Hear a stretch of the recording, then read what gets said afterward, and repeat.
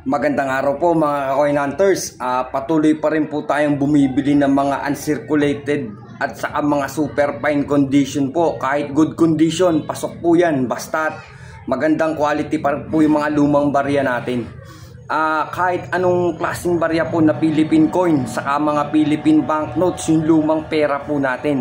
Patuloy po tayong bumibili ng ganyan sa mababang halaga pa rin po.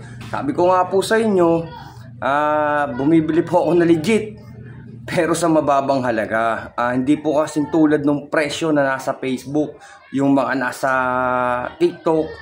Ang sinusundan ko po kasing presyo ay nasa eBay, o kaya po yung nasa Etsy, o kaya naman po yung nasa Shopee or Lazada. Kasi halos pare-pares lang naman po yan. Hindi po yan nagkakalayo po talaga ng presyo. Kaso mahanap nga po ako, sabi ko nga po sa mga nakalipas kong video, yung mga matatagal ko ng video, na humahanap pa po ako ng mas mababa pa po dun sa presyo na yon, mga ka-coin hunters.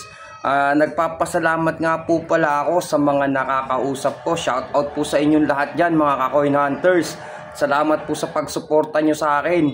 Ito naman pong pagbili ng mga lumang barya na to ay pang sarili ko lamang po, at talagang gustong gusto ko lang po talagang makapag-collect at makapag-frame kumbaga ng mga lumang pera natin. Gusto ko silang makita na meron pa po talagang magaganda yung mga hawak na lumang barya natin dyan.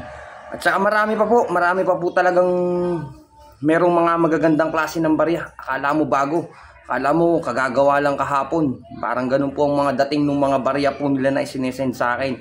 Yun nga po, nagkakasundo naman po sa presyo. Saka po sa mga humahanap din po ako na mabibilan sa mga ibang groups. Humahanap po ako dyan. Meron po silang binibenta sa akin ng mababa. Katulad nga din po nung sinabi ko, meron po akong nakitang group na mababa sila magbenta. Ayun, doon ko po nakilala yung sunod-sunod ko pong kinukuha ngayon, si Sir Sigfred Bropar ng San Mateo Rizal. Meron pa po kaming pangatlong batch. Sa ados na po siguro yun, or atres itong Setyembre na darating.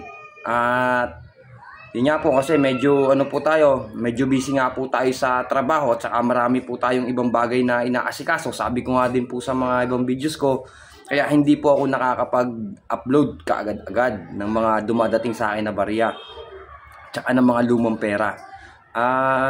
Nagpapasalamat po ako sa inyo, mga coin hunters, sa patuloy nyo po sa akin pagtitiwala. Maraming salamat po, at isang magandang araw po ulit sa inyong lahat.